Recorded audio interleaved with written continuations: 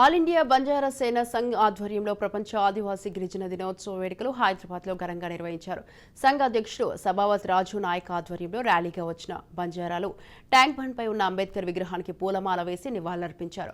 వెంటనే సీతక్కను మంత్రి పదవి నుంచి తొలగించాలని వారు డిమాండ్ చేశారు. లేని పక్షంలో తెలంగాణ వ్యాప్తంగా ఉన్న బంజారా లంబాడీలు సీతక్కను తొలగించేంత వరకు ఉద్యమం చేస్తామని వారు డిమాండ్ చేశారు.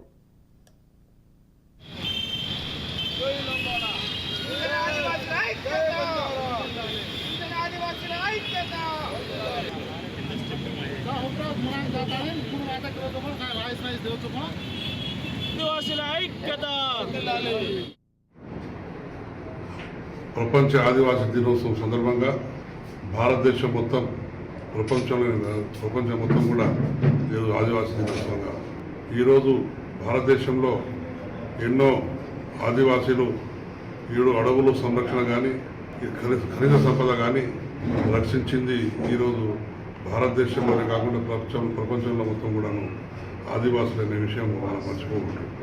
ఈరోజు ఆదివాసిగా భారతదేశంలో ఎన్నో తెగలు ఉన్నాయి.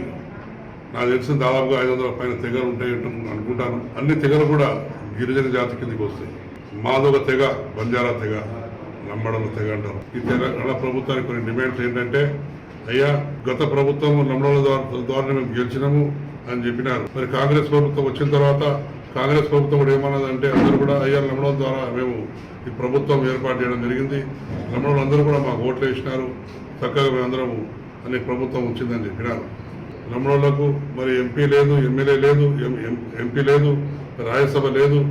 మరి ఈ విధంగా మంత్రి పదవులు లేకుండా మరి కనుక చైర్మన్స్, డైరెక్టర్స్ నియామకంలో మరి ఎమ్మెల్సీ పదవులు కూడా ఇచ్చి ఇవ్వాలని చెప్పేసి, మరి చైర్మన్ పదవులు కూడా ఇవ్వాలని చెప్పి తొందరగా ఇవ్వాలని చెప్పేసి మనం మరి ప్రభుత్వాన్ని డిమాండ్ చేస్తూ ఉన్నాం. నానా ఇబ్బందులు ఉన్నాయి ఈరోజు రెవెన్యూ పంచాయతీలో. తక్షణమే రెవెన్యూ విలేజ్ గుర్తించి తక్షణం 5 కోట్ల రూపాయలు ప్రతి పంచాయతీకి రిలీజ్ చేయాలని చెప్పేసి ఆర్ఎన్ఏ బంజారా సంస్థ డిమాండ్ చేస్తూ ఉంది.